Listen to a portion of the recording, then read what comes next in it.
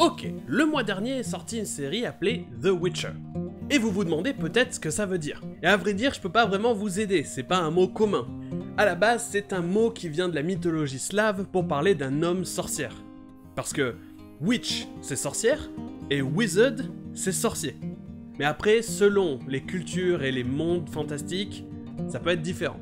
Mais au final, c'est pas ce qui va nous intéresser aujourd'hui. La série est populaire, mais elle a produit quelque chose d'encore plus populaire sur internet. La chanson Toss a Coin to Your Witcher. Je vous mets un lien dans la description si vous voulez l'écouter en entier. Toss a coin to your witcher, oh valley of plenty, oh valley of plenty. C'est un morceau qui apparaît dans le deuxième épisode de la série, et je vais parler de quelques trucs qu'il y a dedans. Tout d'abord, le titre, qui est aussi le refrain. Toss a coin to your witcher. Coin, c'est une pièce. Witcher, c'est Witcher. Mais c'est peut-être le mot toss qui vous perturbe plus. Toss, ça veut dire lancer ou jeter. Toss me. What? I cannot jump the distance, you'll have to toss me. Et le reste du refrain est assez facile à traduire, à part peut-être pour un mot. Plenty. Plenty en anglais, ça veut dire beaucoup, ou même plus qu'assez. That's a 6-hour drive. That won't give us plenty of time to talk.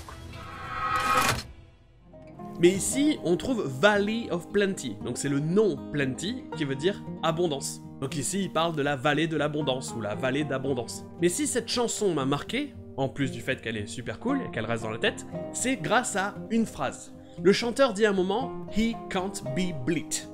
Et en fait, je m'attendais pas à cette phrase. Je m'attendais à une autre phrase qui est super courante « He can't be beat ». Ça veut dire « il ne peut pas être battu ».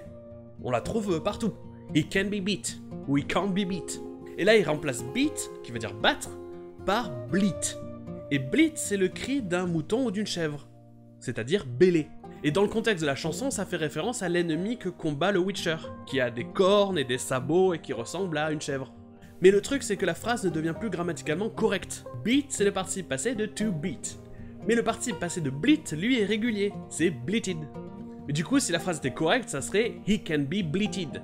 Mais ça ne rimerait plus, et surtout ça veut rien dire. He can be bleated, ça veut dire il ne peut pas être bêlé. Ça n'a aucun sens. He can't be bleed. That's not how it happened. Bon, en clair, c'est un jeu de mots qui est là pour que ça rime dans la chanson. Y a pas besoin de voir plus loin que ça. Et puis en plus, j'ai l'impression que la chanson a pour but d'être un peu comique. Plus tard dans la chanson, le chanteur dit « He thrust every elf far back on the shelf ». Ce qui veut dire « Il pousse chaque elfe loin sur l'étagère ». Et le premier truc auquel j'ai pensé, moi, c'est ça. « Elf on the shelf ». C'est un truc super connu aux États-Unis. C'est un livre pour enfants et une décoration de Noël. En clair, ça n'a rien à voir avec l'univers de The Witcher. Et à demain!